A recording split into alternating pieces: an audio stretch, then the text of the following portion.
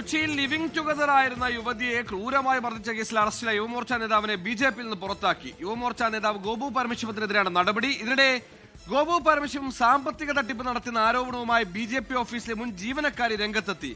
പരാതിപ്പെട്ടതിന് പിന്നാലെ നേതൃത്വം തന്നെ ജോലിയിൽ നിന്ന് പിരിച്ചുവിട്ടുവെന്നും ജീവനക്കാരി ആരോപണമുയർത്തുന്നു.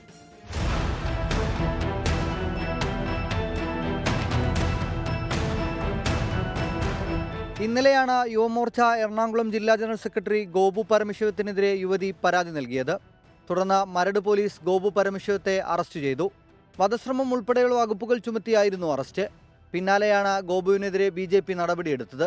ഇന്നലെ രാത്രി യുവമോർച്ചയിൽ നിന്നും ഇന്ന് രാവിലെ ബിജെപി അംഗത്വത്തിൽ നിന്നും പുറത്താക്കി. ബിജെപി സംസ്ഥാന പ്രസിഡന്റാണ് നടപടിയെടുത്തത്. ഇതിനിടെ ഗോപുവിനെതിരെ കൂടുതൽ പരാതികളും പുറത്തുവന്നു.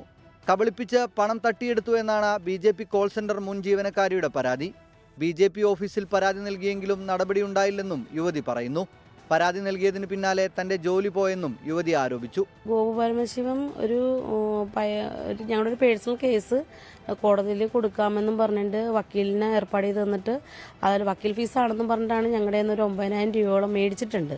ഇവനെതിരെ ഞാൻ ഈ കംപ്ലൈൻറ്റ് പറഞ്ഞത് കൊണ്ട് എൻ്റെ ജോലിയും കളഞ്ഞു. ജില്ലാ പ്രസിഡന്റ് തന്നെയാണ് എന്നെ ജോലിയിൽ നിന്ന് പറഞ്ഞു വിട്ടത്. പലതവണയായി തന്റെ കയ്യിൽ നിന്നും വാങ്ങിയ പണം തിരികെ ചോദിച്ചപ്പോൾ മോശമായി സംസാരിച്ചെന്നും മുൻ ജീവനക്കാരി പറഞ്ഞു. വിഷയത്തിൽ ഗോപു പരമശിവത്തിനെതിരെ മരട് പോലീസിൽ പരാതി നൽകിയിട്ടുണ്ട്. 24 കൊച്ചി.